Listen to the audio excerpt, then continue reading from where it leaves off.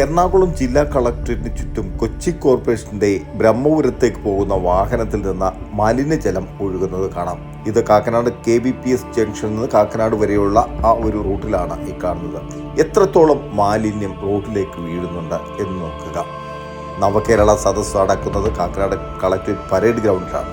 അതിന് ചുറ്റുമാണ് ഈ ഒരു മാലിന്യം വിതറിക്കൊണ്ട് കൊച്ചി കോർപ്പറേഷന്റെ വാഹനം ബ്രഹ്മപുരത്തേക്ക് യാത്ര ചെയ്യുന്നത്.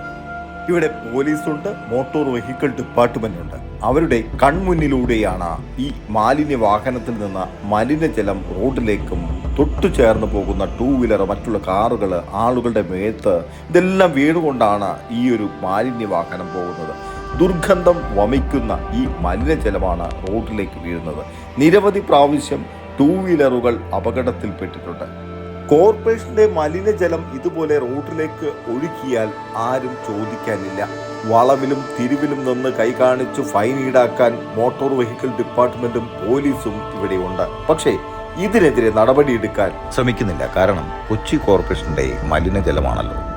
ഇനി ഈ മലിനജലത്തിൽ മറ്റ് 2 വീലറുകൾ ഉൾപ്പെടെ തെന്നി വീണ് അപകടങ്ങൾ സംഭവിച്ച് മരണങ്ങൾ സംഭവിച്ചതിന് ശേഷം അധികാരികൾ കണ്ണു തുറക്കൂ. ജനങ്ങൾ ശക്തമായും പ്രതികരിക്കുക, പ്രതിഷേധിക്കുക. ഇത് പരമാവധി ഷെയർ ചെയ്യാൻ മറക്കരുത്. കാരണം ഇനി ഒരു അപകടം സംഭവിച്ചുകൂടാ. ഈ വാഹനത്തിന്റെ നമ്പർ സഹിതം വളരെ വ്യക്തമായും കാണാം. അധികാരികൾ നടപടി എടുക്കുമോ എന്ന് നമുക്ക് നോക്കാം. ഇതുപോലെയുള്ള നന്മയുള്ള വാർത്തകൾ ഇനിയും അറിയാൻ ഈ ചാനൽ സബ്സ്ക്രൈബ് ചെയ്തിട്ടില്ലെങ്കിൽ സബ്സ്ക്രൈബ് ചെയ്യുക. ഞാൻ പ്രദീപ്, ന്യൂ ഇന്ത്യ, നന്മ 24.